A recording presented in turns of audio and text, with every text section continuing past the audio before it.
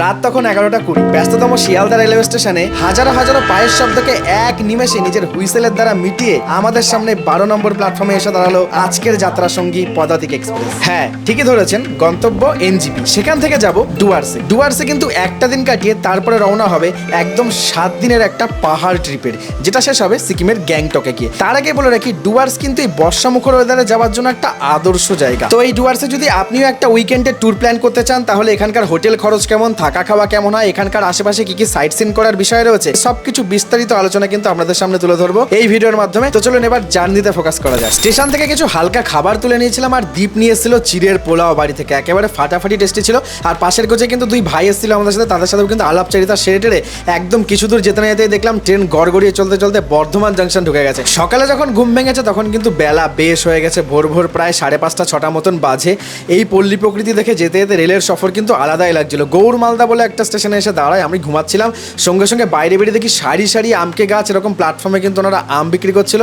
আর ভাবতে পারবে এই আমগুলো কত করে, মাত্র 30 টাকা করে কেজি। তো আমরা 2 কেজি আম তুলে নিয়েছিলাম। বৃষ্টি মুখর এই ওয়েদারে চা কফি খেতে খেতে বাইরের এরকম সুন্দর পল্লী প্রকৃতি দেখতে দেখতে ট্রেন ভ্রমণ শেষ কবে করেছি মনে নেই। এনজিপি কিন্তু আমি প্রথমবার আসি, আর আমার মতন যারা প্রথমবার আসবে তাদের কিন্তু এই স্টেশন থেকে পার্কিং এরিয়াটা আসতে মারাত্মক অসহ্য লাগবে, কারণ প্রচুর দূরে অনেকটা পথ। আর আমরা কিন্তু আমাদের হোমস্টের তরফ থেকে গাড়ি বুক করা ছিল, তো সেখানে এসে আমরা যাই হোক বৃষ্টিকে উপেক্ষা করে লাগেজ টাগেজ রেখে সোজা উঠে যাই গাড়িতে উঠে কিছু তো যেতে যেতেই কিন্তু পরিষ্কার বুঝতে পারছিলাম যে হ্যাঁ, এবার শহরতলির জমজমাট এলাকা থেকে অনেক দূরে চলে এসেছি। এই বর্ষার সময় কিন্তু চারিদিকে ডুয়ার্সের প্রকৃতি সবুজের যে রূপটা আছে না, সেটা পুরো মেলে ধরে একদম পুরো। তারপর যাই হোক যাত্রায় ইতি টেনে কিন্তু এবার একটু ব্রেকফাস্ট করে নেওয়ার পালা ছিল। আর সামনে যে তিস্তা নদী রয়েছে তার আগে কিন্তু এই দোকানটা পড়ে, এখানকার থেকে সুন্দর গরম গরম ম্যাগি খেয়ে নিলাম। আর পাহাড়ে বর্ষায় Maggi, oh what a combination. একটু দূর এগোতেই পড়ে এই তিস্তা ব্রিজটা, আর ভাই এখানকার জল মানে শোষো আওয়াজ শুনে গাড়ি বাধ্য হয়ে দাঁড় করালাম, এবং নিচে তাকিয়ে দেখি উড়ে বাবা একদম পুরো ফুটন্ত জলের মতন, একদম পুরো টকবক করে ফুটছে গরম জলের মতন।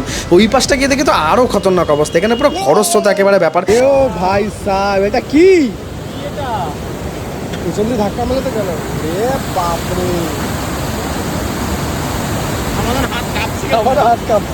মন তো চনমনে হয়ে যায়, কারণ অলরেডি কিন্তু ডুয়ার্সে ঢুকে গেছি, পুরো বন্য প্রাণের আওয়াজ পাচ্ছি। আর এই রাস্তা থেকে কিন্তু হাতি, লেপার্ড, বাইসন, কত কিছু প্রচুর বন্য জীবজন্তু পাস করে, কপাল ভালো থাকলে দেখতেও পারতাম। তো এগোতে এগোতে সঙ্গে সঙ্গে কিন্তু আমরা চলে আসি মূর্তিতে, আমাদের রিসর্টে। এটা কিন্তু তিব্বত হোমস্টে, কন্ট্যাক্ট নাম্বার আমি দিয়ে দিলাম। এখানে কিন্তু যে রুমগুলো পেলাম না, সত্যি ভাই অসাধারণ। 1750 টাকা পার হেডে থাকা খাওয়া দিয়ে এখানকার রুম। এখানে কিন্তু এই রুমটাতে আমরা যে রুমটা নিয়েছিলাম তাতে কিন্তু 4-5জনও থাকা যায়। আর তুমি যদি মনে করো কাপল আসতে বেশ একটা ভালো স্পেশাল টাইম কাটাবে, তাহলে কিন্তু ডিলাক্স রুম নিতে পারো, সেটা কিন্তু 2500 টাকা পড়ে। আর একটা হচ্ছে সুপার ডিলাক্স, যেটা 3000 টাকা পার হেড পড়ে। আর নিচে তো রেস্টুরেন্ট রয়েছে, সেখানে মেনু কার্ড রয়েছে, সেখান থেকেও খাবার নিতে পারো। তো 1750 টাকা পার হেড থাকা খাওয়া এই প্যাকেজও নিতে পারো। বা তোমরা যদি মনে করো শুধু রুম বুক করবে আর খাবার দাবারটা তোমরা আলাদাভাবে নেবে হোটেল থেকে, তাহলেও কিন্তু তোমরা সেভাবে নিতে পারো।